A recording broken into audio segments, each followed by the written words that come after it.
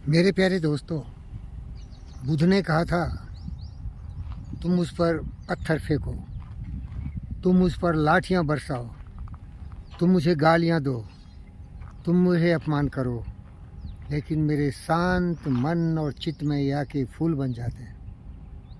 बिल्कुल सही कहा था। आज सुबह का यही मेरा अनुभव रहा। मैं घूमने जंगल में गया था, जब के आ रहा था तो पूरा जंगली इलाका है, किसी जगह से गुज़र रहा था तो दो चार गुंडे आके पत्थर मुझ पर बरसाना शुरू किए, गाली गलौज देना शुरू किए और मुझे रोकने की कोशिश की, लेकिन मैं उसके करीब चला गया, उसका पीठ थपथपाया और उसे बुद्ध की तरह सम्मानित करते हुए उसे ये ज्ञान दिया कि क्रोध तुम्हें ही जलाएगा। ईर्ष्या, नफ़रत, नाराज़गी तुम्हारा विनाशकारी बुद्धि का प्रतीक है, जो तुम्हें समय से पहले ही काल के गाल में समा देगा। मैं तो बिल्कुल एक हिमालय की तरह अडिग रहा, क्योंकि बूंद आघात सही गिरी कैसे, खलके बचन संसद जैसे। पहाड़ों पर कितने भी ओले गिरे, पत्थर गिरे, आंधी तूफान आए, लेकिन वो टस से मस नहीं होती है। लेकिन आप याद रखो कि आप एक पहाड़ हो।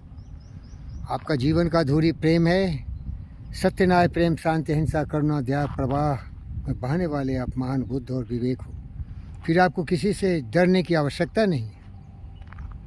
क्षमा बरन को उचित है, छोटन को उत्पात। विष्णु का क्या घटी गया जब मीरग ने मारी लात। विष्णु पुराण में कहा गया है कि जब श्री कृष्ण जंगलों में अपने गाय चराते थे तो पीताम्बरधारी थे, एक भयानक बड़े हिरन आके उनको लतियाना शुरू कर दिया, उनके वस्त्र फाड़ डाले, लेकिन वो मुस्कुराते रहे। इसीलिए कहता है, विष्णु का क्या घटी गया जब मीरग ने मारी लात। सांप जहर देना है, उसकी प्रवृत्ति ऐसा है। मनुष्य सांप हो जाता है जब उसकी बुद्धि भ्रष्ट हो जाती है।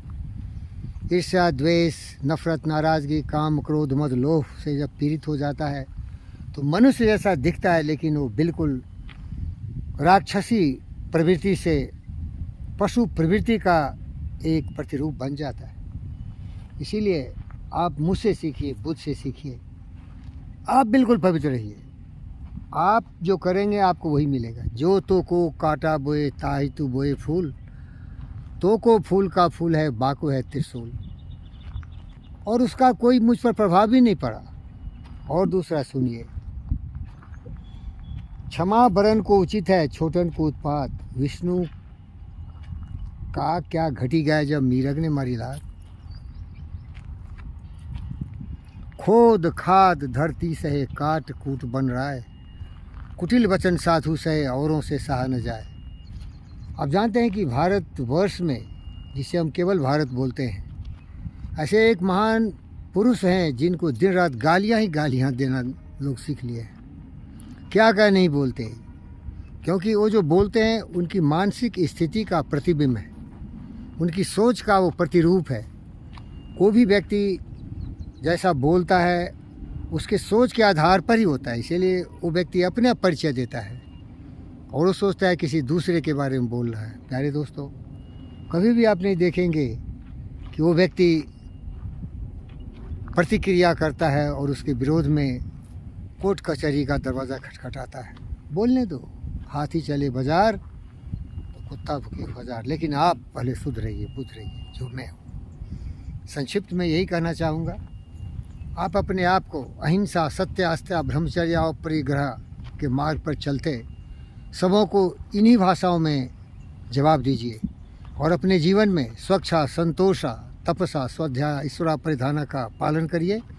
और जो भी अपने मन में विचार कभी आए तो प्रत्याग कर दीजिए, प्रत्याहारा, और सद्विचारों को ध्यान में लगाइए, धारण करिए और ध्यान लगाइए तो समाधि तो मिलेगी।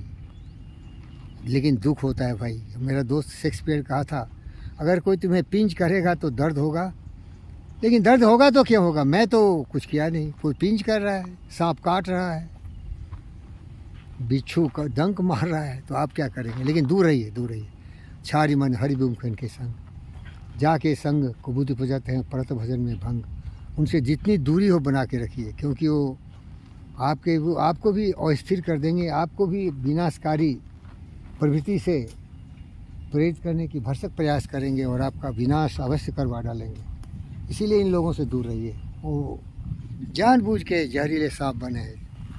मानव कोख में सभी महान ही पैदा होता है, लेकिन जैसा सोच वैसे विचार, वैसे व्यवहार, वैसे संस्कार, वैसे उसका व्यक्तिगत रूप में आचरण होता है, इससे उसका वातावरण बनता है। दूर रहिए इन गद्दारों से, ये नालायक कमीने कुत्ते की औलादों से, क्योंकि इन्होंने जहर पिया है, जहर उगलते हैं, जहर की भाषा जानते हैं। ये सांप से भी ज़्यादा खतरनाक है। आदमी का शत्रु केवल आदमी। धन्यवाद प्यारे दोस्त।